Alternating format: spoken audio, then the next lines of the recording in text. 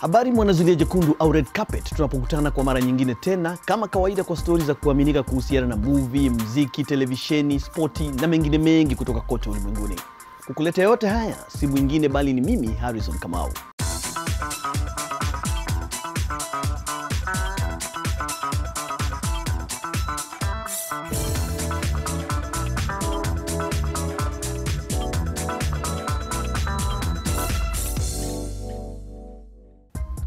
Tunapojiandaa kuingia kwenye uhondo wenyewe, hebu kwanza kabisa tupate habari za burudani zilizotamba zaidi kwenye vyombo vya habari wiki hii.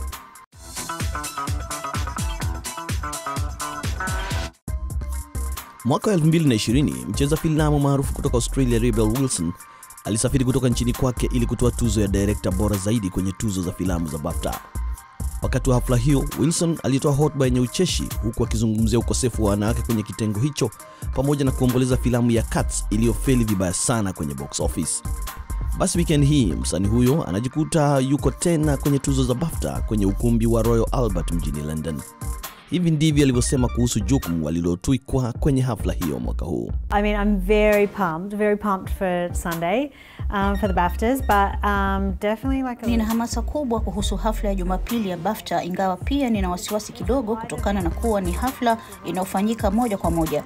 Nimekuwa nikifikiria kuhusu ucheshi na mambo kama hayo ambayo sijawahi kuyasema mbele ya watu hapo awali. Najua wanasubiri kwa hamasa kubwa. Mcheza filamu kutoka Hispania Penelope Cruz anasherehekea uteuzi wake wa 4 wa tuzo za Oscar, wakati mwaka huu mambo yakiwa mazuri zaidi kwa kuwa anaandamana na mume wake ambaye pia ni mcheza filamu Javi Bardem. Cruz ameteuliwa kwenye kitengo cha mwigizaji bora zaidi mwanamke kutokana na uigizaji wake kwenye movie ya Pedro Almodovar ya Parallel Mothers, ikiwa filamu yake ya 7 chini ya director huyo. Filamu nyingine zilizoshiriki ni pamoja na Broken Embraces ya mwaka wa 2009 pamoja na Volva ya mwaka wa 2006 miongoni mwa nyingine. Cruz aliwahi kupata tuzo ya msaidizi bora zaidi mwanamke kutokana na filamu ya Vicky Cristina Barcelona ya Woody Allen. That's why the news of the nomination were... Taarifa za uteuzi ziligusa hisia zangu sana kwa sasa kutokana na kuwa kwenye movie moja na Pedro ikiwa kwa lugha ya Kihispania. Inasisimua kuona mambo yanavyobadilika kila mwaka, wakati filamu za lugha tofauti zikiongezwa kwenye vitengo tofauti vya tuzo hizo. Sio tu filamu bora zaidi ya kigeni, lakini sasa filamu kutoka kokote inaweza kuteuliwa kwenye kitengo chochote. Hilo halikuwa likifanyika katika miaka ya nyuma. The categories, and a few years ago that was much harder and to feel part of that like I have felt this time, or when I was nominated for Volver, another movie in Spanish with Pedro. Wakati mzozo kutokana na uvamizi wa Russia nchini Ukraine ukiendelea, aliyekuwa mshindi wa tuzo ya Miss Ukraine mwaka wa 2018 Veronika Didusenko Jumanne amesimulia kuhusu safari yake kutoka mjini Kyiv huku akiandamana na mwanae wa kiume mwenye umri wa miaka 7 baada ya uvamizi huo. Veronika ambaye sasa amekimbilia mjini Los Angeles hapa Marekani amesema kwamba waliamshwa na milio ya mabomu katika siku ya kwanza ya shambulizi na mara moja wakajiunga na maelfu ya wengine waliokuwa kikimbilia usalama wao. It was horrible because so many children and their mothers trying to... Hali ilikuwa mbaya sana wakati maelfu ya watoto wakiandamana na wazazi wao wakijitahidi kufika kwenye mpaka wa Ukraine, ikiwa safari ambayo huchukua hadi siku 4 kwa gari.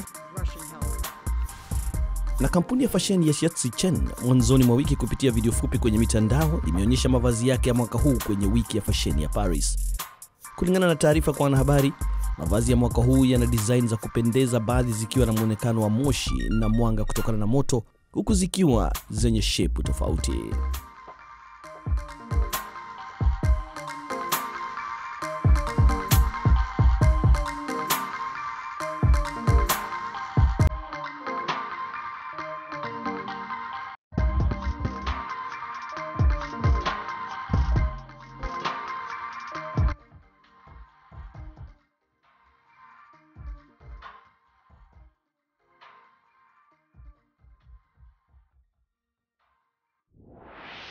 Mcheza filamu mashuhuri wa Hollywood Angelina Jolie siku chache zilizopita ametembelea taifa la Yemen lenye misukosuko kwa muda mrefu kutokana na mapigano ili kuonyesha uungaji mkono wake kwa familia zilizokoseshwa makazi, wakati pia akifanya uhamasishaji kuelekea kongamano la kuchangisha fedha kwa ajili yao hivi karibuni. Jolie ambaye pia ni balozi wa hisani wa Umoja wa Mataifa kwa masuala ya wakimbizi alikutana na familia pamoja na wakimbizi kwenye mji wa bandari ulioko kusini mwa taifa hilo la Aden, ambao pia ni makao makuu ya serikali inayotambuliwa kimataifa ya Yemen.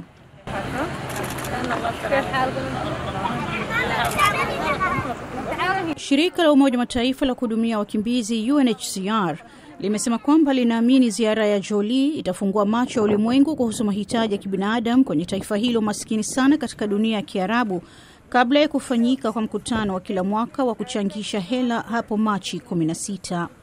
Kwa mujibu wa UNHCR, takriban 66% ya wakazi milioni 30 wa Yemen wanategemea misaada ya kibinadamu kwa ajili ya maisha ya kila siku, wakiwemo milioni 4.2 waliokoseshwa makazi pamoja na wengine takriban 100,000 ambao ni wakimbizi au waomba hifadhi.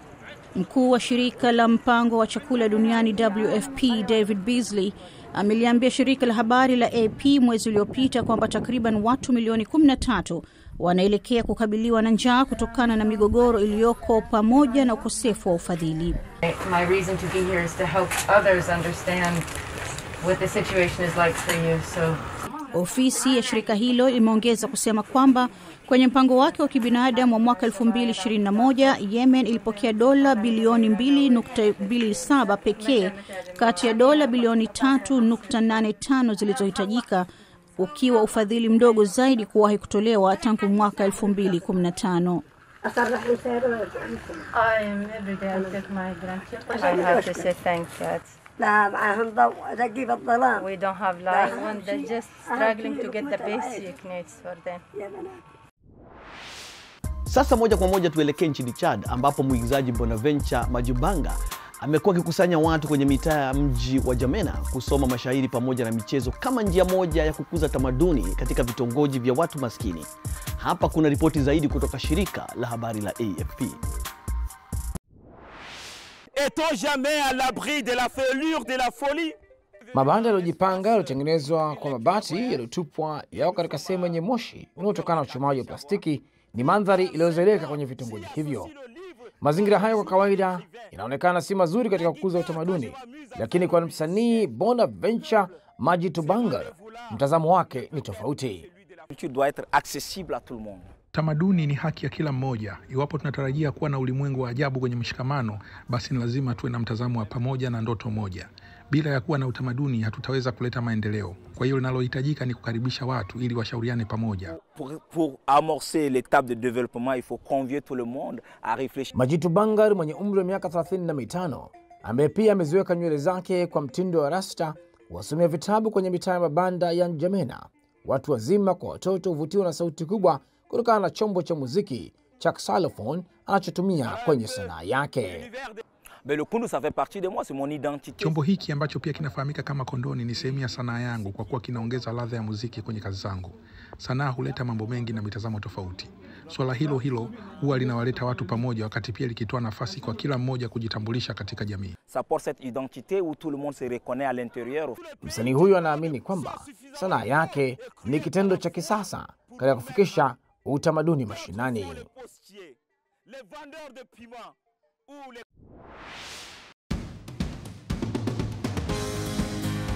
Usikose kuangalia Maisha na Afya wiki hii, ambapo tunazungumzia maambukizi ya HIV kwa mama kwenda kwa mtoto.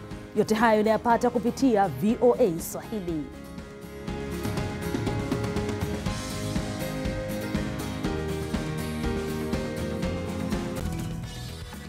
Wiki hii katika Washington Bureau, Rais wa Marekani Joe Biden atangaza kusitisha kuagiza mafuta ya nishati kutoka Russia. Usikose ungana nasi katika Washington Bureau.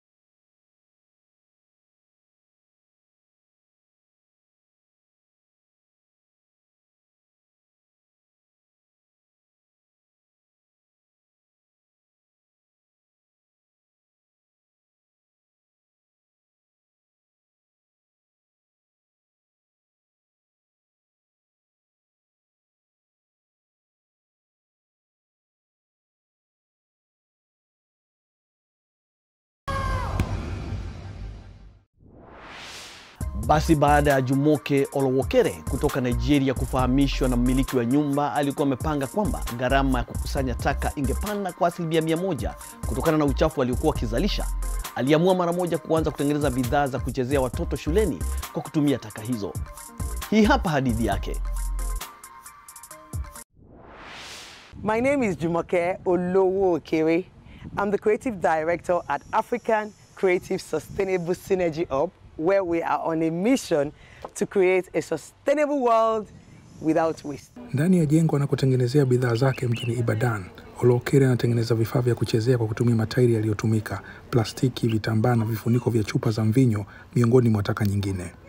Olowokere ambaye ni mwanzilishi wa kile anachokitaja kuwa ni makumbusho ya kwanza ya taka barani Afrika, anajiunga kwenye orodha ya Nigeria wanaotumia taka kutengeneza vitu vya sanaa na fasheni, wakati wakihamasisha kuhusu umuhimu wa kulinda mazingira.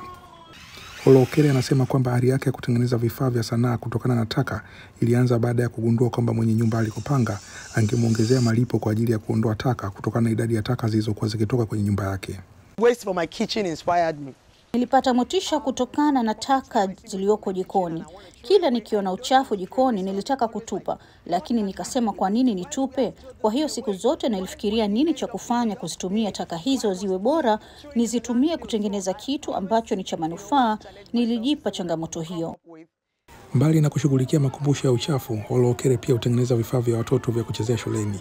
Kutokana na idadi ya takriban watu milioni 200, Nigeria huzalisha maelfu ya tani za taka kutokana na plastiki, vyakula pamoja na bidhaa nyingine kote nchini humo.